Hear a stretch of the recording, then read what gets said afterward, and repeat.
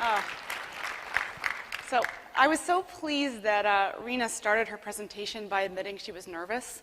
I've presented with Rena many, many times at Beyond the Creative, and she's very natural up here, and it looks so easy.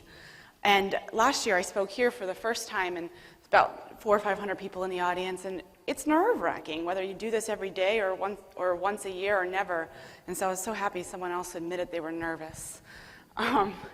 A little bit more background about me than Andy gave, just so you can kind of understand where I'm coming from and where my recommendations and points of view are informed by. For a long while, I was an in-house creative leader.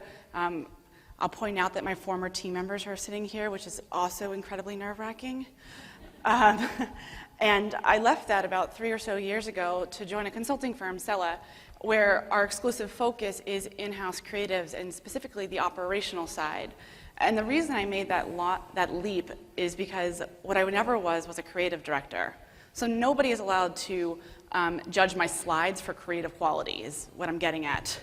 What I was good at was operations and crunching numbers and justifying the staffing decisions we made. Our group grew really fast. Those of you who were here last year heard me say we went from 30 to 80 people in about 3.5 years. That's crazy growth, and that's all based on time tracking and metrics, and that's what I was really good at. So I left the in-house world, but still 100% focus on the in-house world. I noticed in Rena's presentation a bunch of people taking pictures of the slides. So I want to let you know at the end of my presentation, I've got a web link for you where you can download the slides if you prefer to do that instead of take pictures, if the content's that intriguing at least. All right, anything else that I want to share? Ooh, I'm not doing it right. There we go. So I've taken the presentation into 4 categories, or 4 different sections. The first one is a funding models overview. I want to make sure we're all speaking the same language and we know the differences between the major funding models at a high level. None of us are on the finance team, so we're not going to go to any depth there. Then we'll go into some metrics about chargeback groups. Have you picked up this report yet? I'm going to mention it now and multiple times. The Creative Services Industry Report. I'm going to share some data from it, both what is already in the report, but also some unique cuts of the data just for this presentation. And then we'll go into the meat of the presentation, which is the double-edged sword of chargebacks. And the reason why it's called this double-edged sword of chargebacks, last fall when Andy and I were talking about what I should present this year, we threw around a couple topics, and we came back to the idea that creative leaders we often hear people say, if we were a chargeback, this wouldn't happen to us. Or maybe if we were a chargeback, this would be different. And sometimes, yes, being a chargeback can change behaviors, but other times it doesn't, and that's what we're going to look at today. And then, of course, I'll leave you with some final thoughts on the topic. If we have time, we'll also entertain questions at the end. All right, so funding models overview. The truth of the matter is, when you work for a company, you either cost the money company or you make the company money.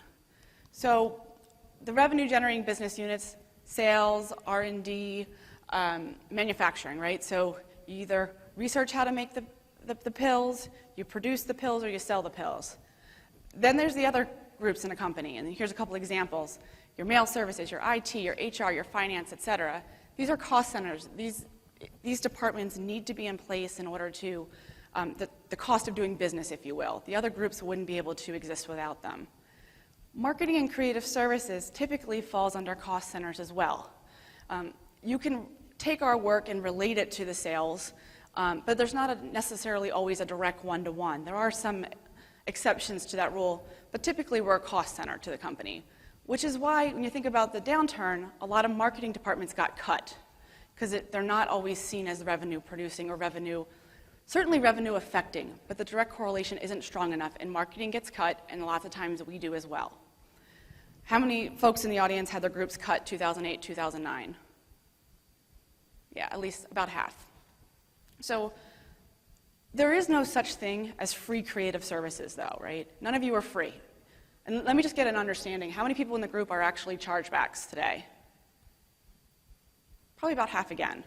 So but even the folks who aren't, you're not free. Everyone's paying for you. It's just a matter of how they're paying for you. So they might be paying for you, in this example, the top piece here. It says creative services, $100,000. So they might actually have a line item in their budget under operating expenses for your group.